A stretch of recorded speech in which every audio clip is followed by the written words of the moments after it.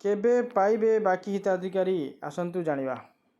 केबे आसिबो बाकी आवेदन सुभद्रा टंका आवेदन करिथिबा 74 लाख मध्यरु पाइछंती 25 लाख हिताधिकारी। जन्मदिन अवसर में राज्य में 25 लाख अधिक महिला प्रधानमंत्री बड़ भेटी सुभद्रा योजना रे उद्घाटन करिछंती। प्रधानमंत्री 25 लाख 11 जन महिला प्रथम किस्ती भावे 1250 कोटी 55 हजार टंका प्रदान करा जायछि।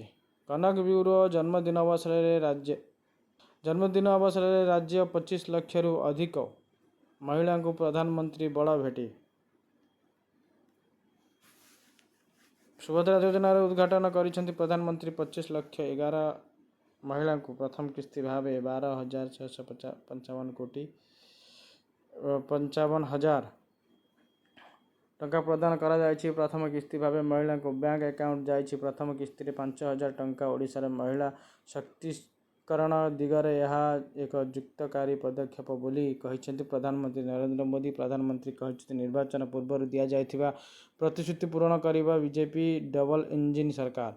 सेपटे सुभद्रा योजना रे शामिल हेबा पाई एपर्यंत 74 लाख आवेदन करिछंती। अर्थात ए जाए 47 लाख आवेदन सुभद्रा टंका अपेक्षार अछंती। प्रथम दिन सेमानक खाता टंका आसी नथिबारु मिलिबो कि नाही से नहीं द्वंद्व रहिछंती।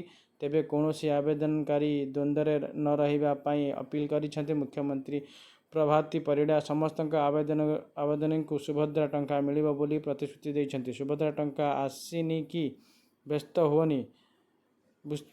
नाही, सब आवेदनकारी को टंका मिलिबो। पर्यायक्रमे सुभद्रा योजना टंका मिलिबो मार्च